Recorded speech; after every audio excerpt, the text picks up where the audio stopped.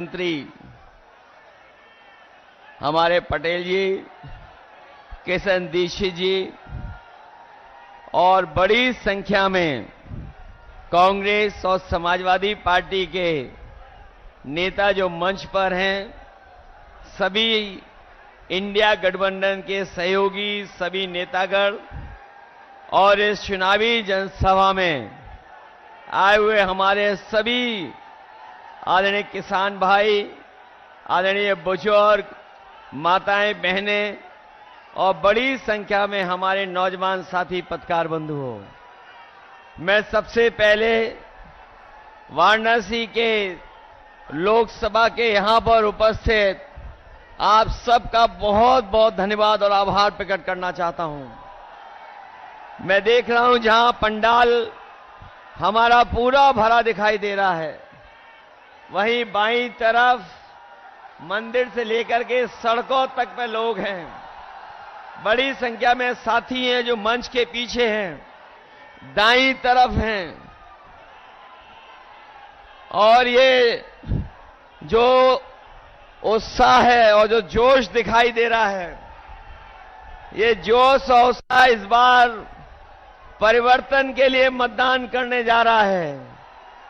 और मुझे पूरा भरोसा है कि यहां के लोग इस बार इंडिया गठबंधन के प्रत्याशी कांग्रेस पार्टी के प्रदेश के अध्यक्ष अजय राय जी को अपना एक एक वोट दे करके न केवल जिताने का काम करेंगे बल्कि रिकॉर्ड मतों से उन्हें जिताने का काम करेंगे। मैं जब भी आपके शहर में आता हूं तो मैं सोचता हूं कि मैं काशी में आया हूं कि क्योटो में आया हूं। अभी तक जब भी हमारे पत्रकार साथी मुझसे सवाल पूछते थे तो मैं एक बात कहता था उनसे कि पूरे उत्तर प्रदेश में एक सीट के अलावा सभी सीटें गठबंधन जीतने जा रहा है। लेकिन अब जब चुनाव 7वें चरण में पहुंच गया है और जो पहले चरण से मैं जनता के अंदर गुस्सा देख रहा हूं, ये गुस्सा जो है 7वें चरण में भारतीय जनता पार्टी के खिलाफ 7वें आसमान पर होगा। जो बात मैं कहता था कि एक सीट पर लड़ाई में हैं हम लोग, बाकी सब सीटें जीत रहे हैं, लेकिन आज मैं कह सकता हूं कि इस बार का चुनाव ऐसा चुनाव उत्तर प्रदेश का देखने को मिल रहा है कि बीजेपी के लोग जहां क्यूटो को अपनी सीट मान रहे थे, ये भी सीट वो हारने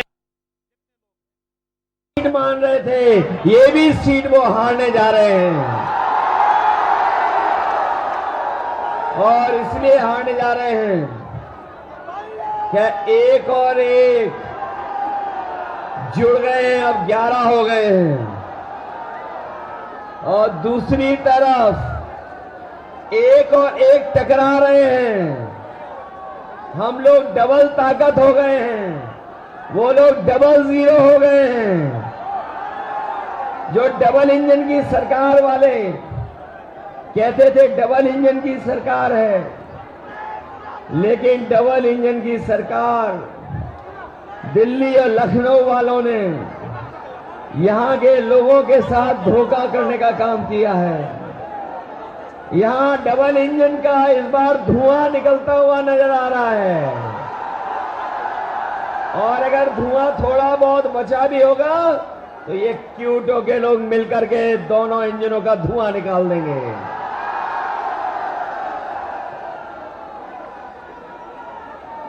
वैसे तो हम लोग आपके लिए लगातार संघर्ष कर रहे हैं और संघर्ष का रास्ता अपना करके आगे बढ़ रहे हैं। लेकिन जो घबराए हुए लोग हैं, वो हम लोगों को शहजादा बोल रहे हैं। जो शहजादा बोल रहे हैं वो सुन ले कि इस बार दोनों शहजादे न केवल शह देने जा रहे हैं बल्कि इस बार मात भी देने का काम करेंगे। जिन्होंने मां गंगा की कसम खा करके,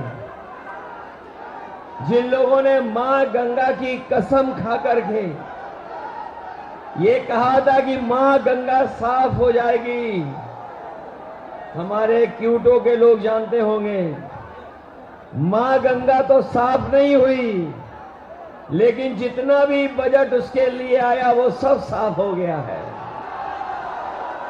मां गंगा वैसे ही बह रही है। और जिस गांव को गोद लिया था,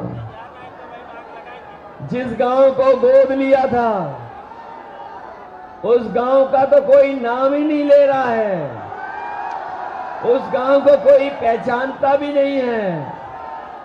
बताओ बीजेपी की सरकार ने धोखा दिया कि नहीं दिया?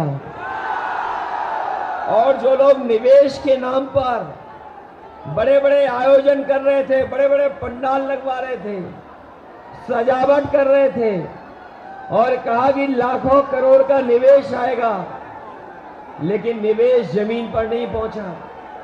न निवेश आया और न कारखाने लगे, न उद्योग लगे।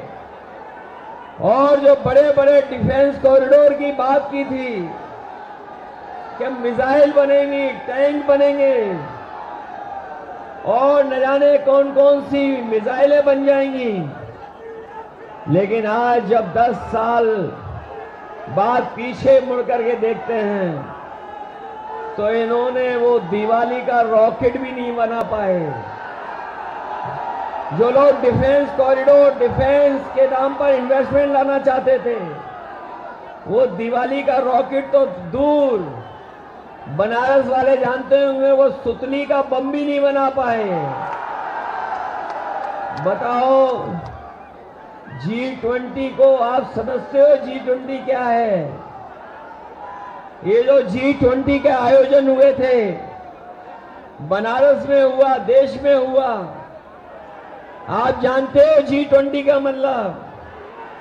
G20 का मतलब है 2 गुजरात के, बाकी बीजेपी के 0।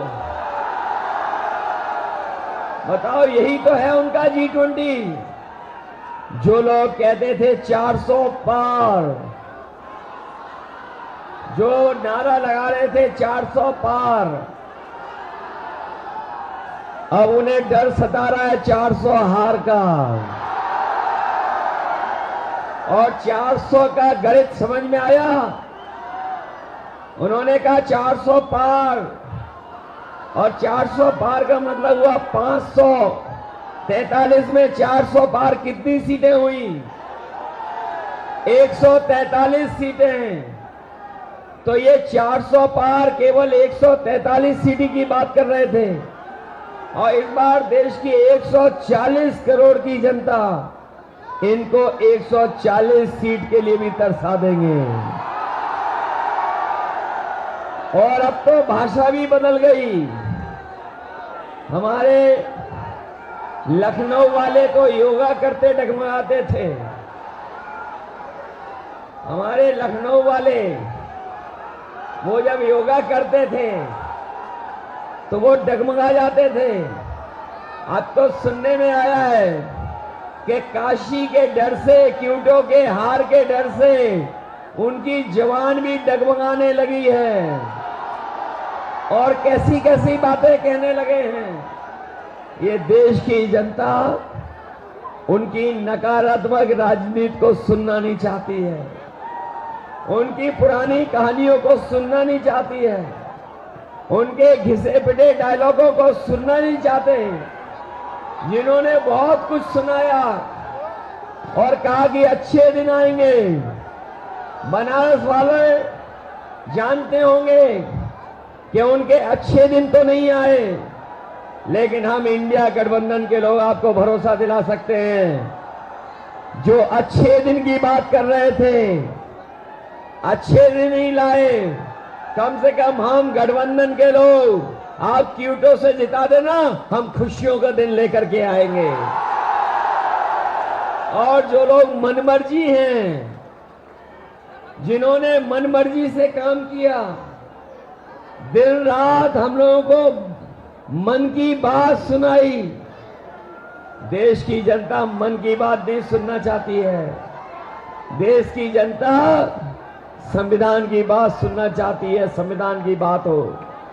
इसलिए ये चुनाव जहां हमारे आपके भविष्य का है, वही हमारे आने वाली पीढ़ी के भविष्य का भी चुनाव है। इसलिए ये चुनाव संविधान मंथन का भी है। एक तरफ वो लोग हैं जो संविधान को बदलना चाहते हैं, और ये इंडिया गठबंधन के वो लोग हैं जो संविधान को बचाना चाहते हैं। तो इसलिए मैं आपसे कहना चाहता हूं, ये संविधान हमारे और आपके लिए सम्मान दिलाता है। यही संविधान हमें अधिकार दिलाता है। यही संविधान हमें न्याय दिलाने का काम करता है। यही संविधान बाबा साहब भीमराव अम्बेडकर जी का हमारे आपके लिए संजीवनी है। इसलिए चुनाव में आप लोग मदद करिए। मैं तो यहां सुन करके आया हूं कि यहां पर किसानों के साथ बहुत भेदभाव हुआ है। यहां के किसानों को अपनी जमीन को बचाने के लिए अपमानित होना पड़ा, लाठी खाने पड़ा, झूठे मुकदमों का सामना करना पड़ा, कई साथियों को जेल जाना पड़ा। हम अपने किसान भाइयों कह के जा रहे हैं, समाजवादी पार्टी और इंडिया गठबंधन की सरकार बनने जा रही है। 4 जून के बाद इनके मित्र मंडल तो बदलेंगे, मंत्रिमंडल भी बदलेगा, मीडिया मंडल भी बदलेगा, और अपने किसानों को मुआवजा दिलाने का काम भी करेंगे। या तो किसानों की जमीन नहीं जाएगी, और अगर जमीन को लेना भी पड़ेगा तो सर्कल की रेट बढ़ा करके मार्केट की कीमत दिलाने का काम करेंगे। हमारे बनारस के लोगों, अभी कुछ दिन पहले बड़ा महिलाओं का आयोजन हुआ था, महिलाओं का कार्यक्रम हुआ था, लेकिन यही जो नारी सम्मान की बात कर रहे थे, वो कुछ याद दिला रहे थे, लेकिन वही प्रधान सांसद जी ये भूल गए कि अगर बीएचयू में जो बेटियों के साथ जो व्यवहार हुआ था, जिन्होंने घटना की थी, वो सब के सब बीजेपी के लोग निकले थे। वो आप जानते होंगे, बीएचयू में घटना करने वाले लोग, जिन्होंने इस बेटी को अपमानित किया, जिसके साथ घटना हुई, अगर कोई पकड़ा गया था तो वो सब के सब बीजेपी के लोग थे। ये भूल नहीं सकता काशी के लोग। इसलिए जहां हम किसानों की मदद करेंगे, वहीं बेटियों की सुरक्षित माहौल कैसे मिले। और हमारे नौजवानों ने वो समय भी देखा है कि जहां पर हर परीक्षा का पेपर लीक हो गया, कोई परीक्षा सरकार नहीं करा पाई, न केवल परीक्षा करा पाई, बल्कि बड़ी संख्या में हमारे पूर्वांचल के नौजवान पक्की वर्दी पहन करके देश की सेवा करने के लिए दिन रात मेहनत करते थे। वो फौज की नौकरी भी इन्होंने आधी अधूरी बना दी। हम अपने नौजवानों को कह के जा रहे हैं, हम समाजवादी लोग और इंडिया गठबंधन के लोग कभी भी अग्निवीर जैसी व्यवस्था को स्वीकार नहीं कर सकते हैं। जब भी सरकार में आएंगे, वही पक्की नौकरी, वही पक्की वर्दी अपने नौजवानों को पहनने का मौका देंगे। न केवल वर्दी अग्निवीर खत्म होगी, बल्कि नौकरियों को बढ़ा करके ज्यादा से ज्यादा फौज में अपने नौजवानों को नौकरी देने का मौका देंगे। इसलिए मदद करिए आप लोग, मदद करोगे सब लोग। ऐसा तो नहीं है कि ये जो देश और पूरे देश के भाजपा के नेता आ गए हैं, वो अगर मैनेजमेंट करेंगे तो मैनेजमेंट के चक्कर में तो नहीं फंस जाओगे। ये तो पता होगा आपको कि पूरे के पूरे देश के लोग आ गए हैं।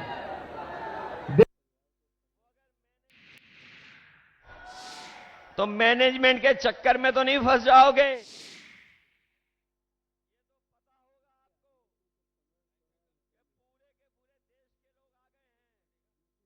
पूरे के पूरे देश के लोग आ गए हैं, देश के लोग आ गए हैं, वो मैनेजमेंट करने पे लगे हुए हैं।